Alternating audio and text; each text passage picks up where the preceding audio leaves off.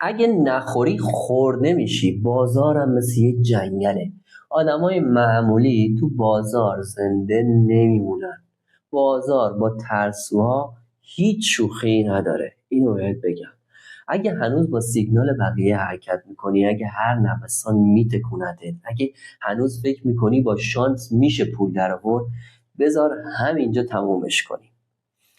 من دیگه دنبال شانس نیستم. یه سیستم ساختم، یه تیم ربات هوشمند که دقیق‌تر از هر تریدر انسانی عمل میکنه.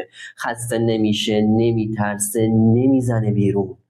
تو بازار وحشی این تیم ربات مثل یه قاتل حرفه‌ایه.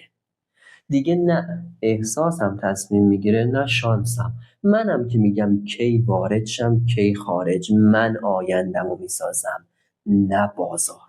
اگه هنوز منتظری یکی نجاتت بده، فراموشش کن. خودت قهرمان خودت شو. قهرمان رو برام کامنت کن تا نشونت بدم چطور تو این جنگل از قربانی به شکارچی تبدیل بشی. ارادت.